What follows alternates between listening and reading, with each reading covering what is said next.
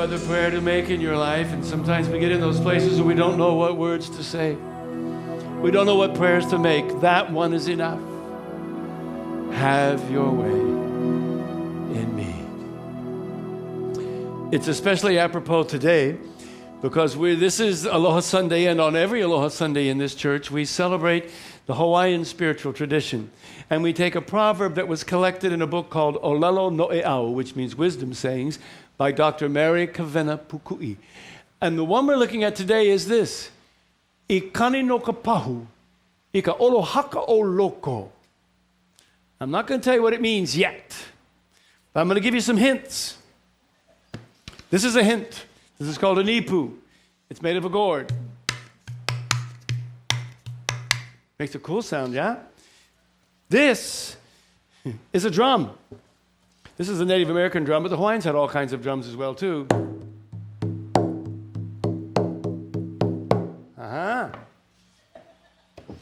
I want you to look at what these things might have in common. This is a teapot. This teapot will be in the thrift store when the service is over today. Sterling silver. I feel like the shopping network. This vase also will be in the thrift store when this service is over today. It's a lovely vase. It doesn't make much of a sound, but it's still a nice vase. This is an African-American drum, and it's used for lots of Congo and all sorts of... Are you dancing, Ralph? I knew I shouldn't have done that. One of my favorite. What happened to you? Anyway, I used to play this. Remember this song? Oh, we're going to a hooky-la, to a hooky-la. Everybody loves a hooky-la, where the la-la is the cow-cow at the big luau. We throw our nets out into the sea, and all the amma-ammas come swimming to me. Oh, we're going to a hooky-la, to a hooky-la.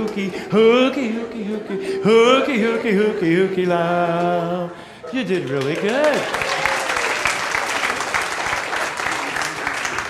And last but not least, this will also be in the thrift store when we're finished with the service today. This is a flute. You all know how they work, right? They have little holes, and there's a piece of reed there, and they make sounds.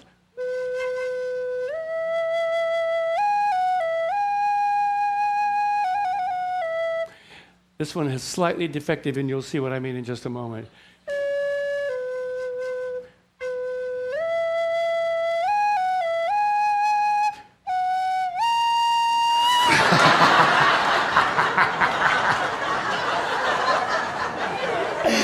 I screamed the first time I played that. You see, the holes have to be in the right place. And that's a spiritual truth, too, in and of itself.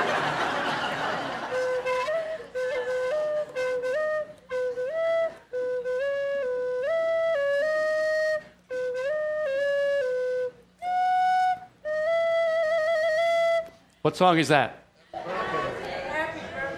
I want you to sing it with me. Because this is my girlfriend, Ruby. She's my girlfriend even though she knows that I like older women. She'll be 92 tomorrow.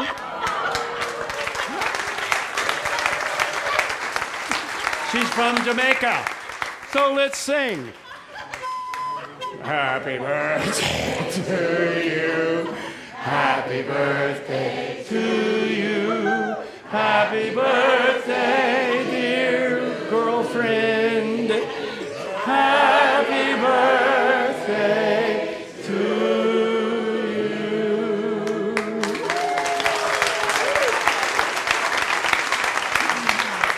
Okay, so I know some of you are going, my birthday's next week too. I want you to sing for my birthday. What about me? My birthday's coming up too. Well, okay, here's the rule. When you get to be 92, we will sing happy birthday to you. So just hold that thought. Okay, so here's the quiz. What do those things have in common? They're all vessels, and they'll all be for sale in the thrift store, too. No, because the drum is Margie's, ukulele is Gary's, the ipu is mine, but yes, the other things might be for sale in the thrift store. They're all what? Empty vessels? they all are hollow or empty, right? But they're all different, but they do that. When you look at this phrase, kani means a sound or a noise. Noka pahu means like from, and pahu is the word for drum. So the noise from the drum, ika olohaka. Olohaka is a word meaning empty. Loko means inside. So it says essentially that the sound of the drum comes from the emptiness that is inside. Now, Dr. Pukui says it like this way. It is the space inside that gives the drum its sound. Now, that's wonderful. Do you remember last week I talked about sandpaper and how we rub the paint off and get to the wood? Well, now I really want you to rub the sandpaper on the wood till there's not even any wood left. Ouch! That's real spiritual growth. It says basically that there is an emptiness in all of these things. And my contention is that there is an emptiness in all of us. And if it doesn't feel empty, then I would say to you, there ought to be some emptiness in us. And I want to tell you why. This is not a particularly Christian or religious concept. It actually was first articulated 500 years before Jesus walked on the earth in a book called the Tao Te Ching. And I will let them explain it to you. What do you see in the pot? Its body contour, its lead. Although these are what you see in the pot and probably also what you think of when the pot is mentioned, these are not what a pot is built for. A pot is useful not for its clay but for its emptiness. Just imagine if the pot is made out of clay and clay alone without an empty space, where will the water go? If a pot is unable to hold water, what then is the use of a pot? So a car is useful not for its powerful engine, but the thrill of driving. A person is useful not for his skills, but the contribution he makes with the use of the skills.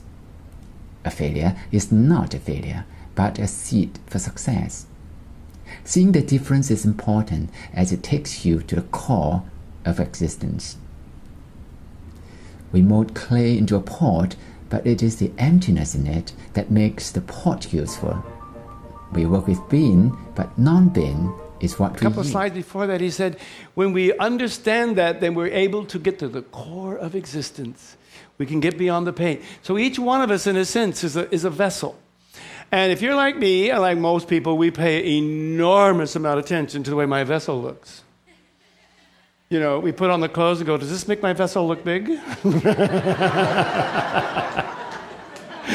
We're very concerned about looking in the mirror to make sure the vessel is just right, because we think that's what's the most important thing.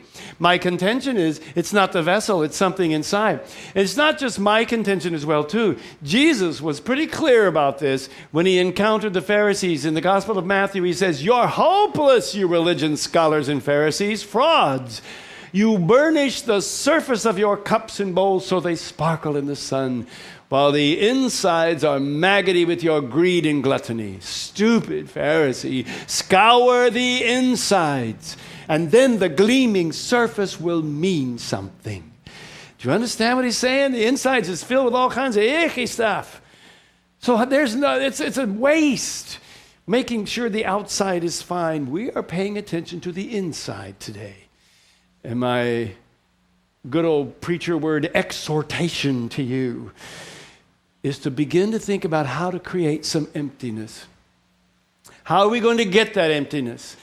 Hazrat Inat Khan is the founder of the International Sufi movement in the West. He founded that in 1904. He said, every soul yearns for knowledge, and that knowledge which will give exaltation. But that knowledge does not come by learning names and forms. On the contrary, it comes by unlearning. It's so fascinating. Here we are always teaching classes, and here I am trying to teach you things all the time, when really it's about unlearning. If I could, with a magic spiritual wand, take each one of you in consciousness back to the time when you were like 3 years old, you would be fantastic. You would love everyone. You would trust everyone. You would be this pure being, and 3-year-olds are like that. I know, we have them in the preschool. They're just incredible beings. You would have that. But unfortunately, we've learned a lot of junky stuff in life. And maybe it's about unlearning. And how do we do that? Let me demonstrate here. Here I have a rope. Let's imagine that this rope is your your train of thought, so to speak. You look like a strong guy. Why don't you hold on to that end? Dennis, put you to work here again. So here's the strain of thought and consciousness that's flowing through us. Now, when it's all kind of like beautiful and everything, it's like this avenue that God's thoughts and awareness and love can flow through us. But what you probably can't see is that there is along the way here a knot, and another knot, and another knot, and another knot. So the stuff's not going to flow. Well, what are these knots? This one is resentment. This one is anger. You can make up whatever you want for this one. I'm going to be in the middle because these other knots are not in the past, they're in the future. This is the knot of my expectation on how you will change to be a better friend. And I'm holding on to that knot really hard. This is another knot about my financial goals that I absolutely must reach in order to be a worthwhile human being. Here's all these knots. Okay, now, here's you two guys' job.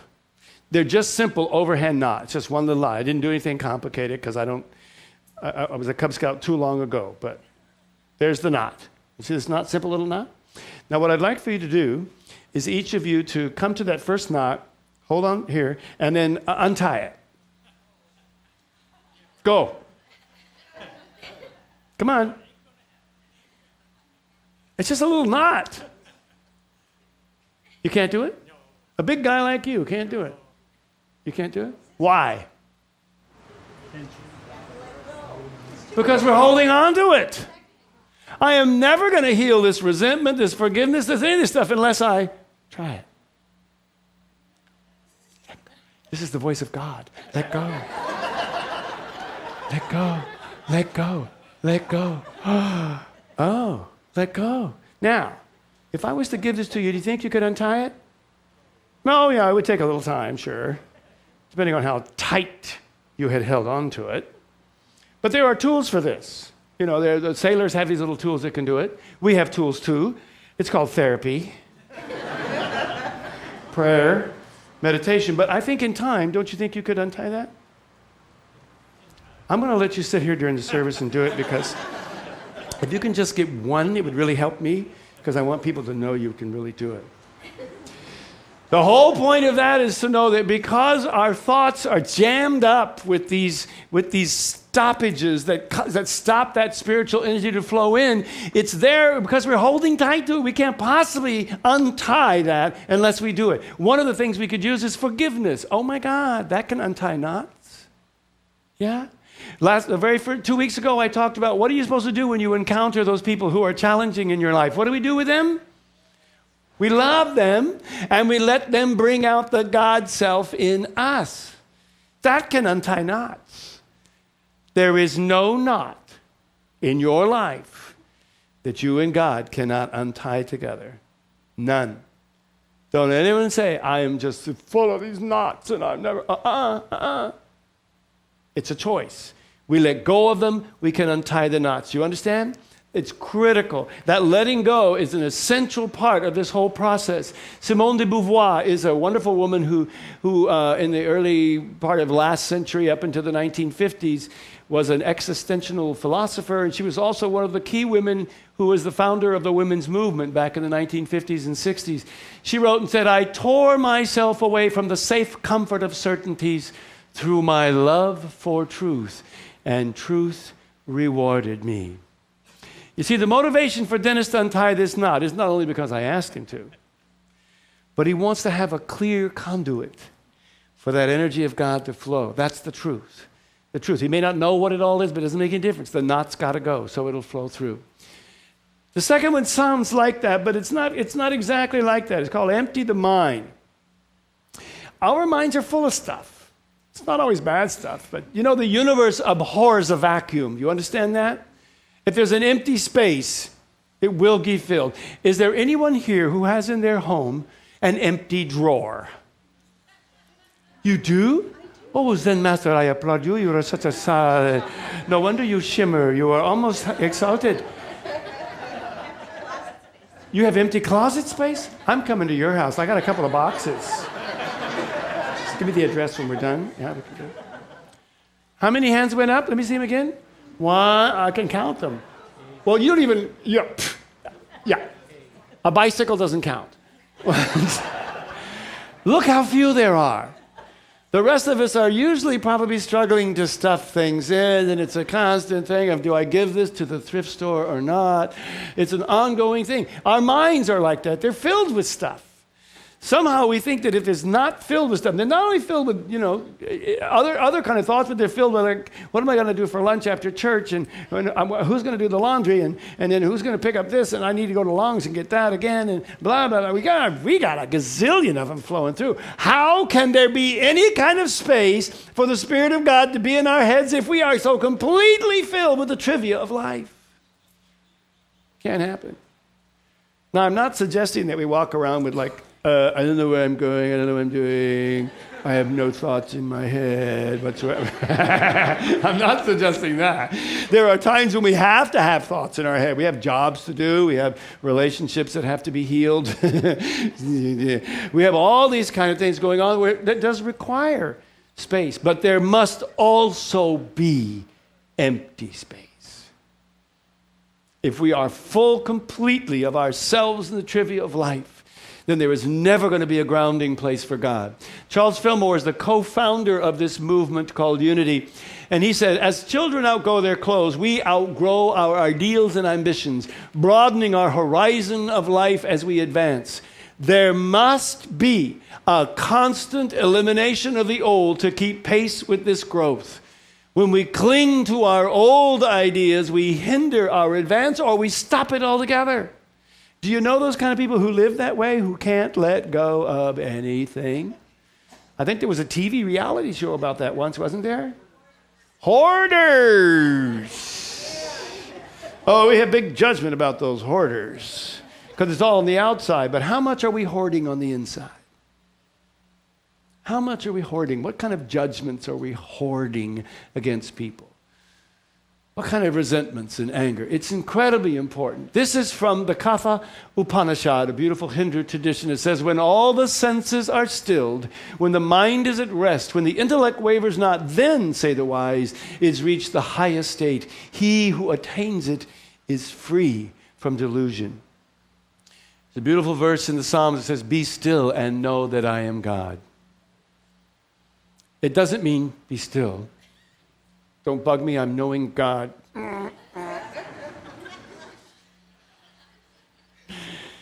It means be still here. Be still here and be still here. And that's hard to do. I teach every Sunday about that. What do you think the answer is for that? What do we call it? Meditation. You say, but you talked about that last week and the week before. Yeah, I'm a one-song preacher. It's always going to be meditation. And meditation is what changes your life. Meditation is what puts you into an empty space that can be filled. I don't know if I told you this story about a woman who came to me the first day after service when I came back 3 weeks ago.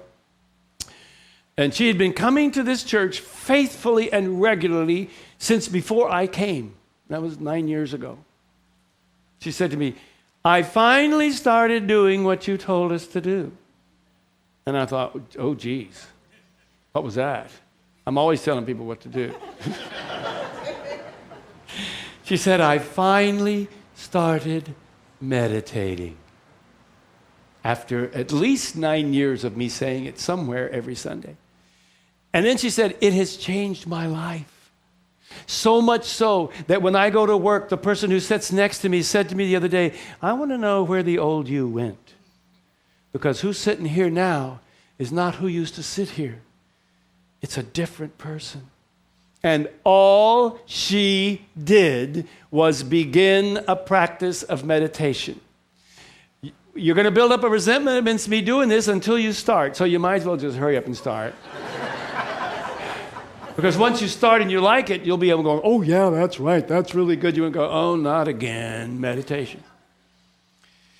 See, the meditation is the emptying. And I know it's hard. I know it's difficult. Especially for some people, it's even harder. Those of us who have ADHD, like me, a desire for heavenly dancing. What we need to do is we have to start with maybe just 30 seconds, or maybe 15. Try to get 15 minutes of just being empty. And when these things come through, say, no, I'm being empty. I'm being empty. I'm empty. I'm being empty to the presence of God. I'm just being empty to that. Maybe you can do 30 seconds. And then maybe after a week or so, you can do 45 seconds. You say, are you kidding? Yes. No, I'm not kidding. 45 seconds, then maybe a minute, and then maybe 2 minutes and 3 minutes, and the next thing you know, you might be able to do a half an hour. It will change your life. The Dalai Lama says he meditates an hour every day, unless he has a very busy day, and then he meditates for 2 hours. Because then he can get more done. It will change your life. There's nothing more important to that. Hafiz is one of my favorite mystical poets, and he says it this way: I am a hole in the flute that the Christ's breath moves through. Listen to this music. If we can empty ourselves of all of the negativity, of all the busyness of life, the song we will sing will be a song that God sings through us. It's magical and it's powerful. There's a little card I put in your bulletin. I'm going to invite you to take that out. It says, every part of my life has a holy purpose. I don't want you to think that I'm just saying, oh, ignore your body, no pay any attention to it. The body's important. It's part of the yin and yang. Think of it like a house. We all love to have a house, right? A space we live in. And it's useful because it's empty. We can move in. But it also has 4 walls and a roof and windows. Those are the structures of it that give it the empty space. That's what our bodies are for. So we take care of that too, but it's the empty space we guard. I want you to understand that every part of your life has a holy purpose, especially the emptiness. Will you say this out loud with me together? Every part of my life has a holy purpose. One more time. Every part of my life has a holy purpose. Beautiful. I'm going to invite you to close your eyes for just a minute. It's good to talk about that emptiness and that space, but I want you to create some right now for just a few precious moments. Create that empty space, and the universe, which does not like emptiness, will fill it. And if we invite that presence of God to fill it, that's what will fill it. So with every breath, you can just say, I am empty. I am empty. I am empty. Don't worry about what happened before this Sunday. Don't worry about what's happening afternoon today. Just be empty in this moment as we come together in the sacred and holy silence.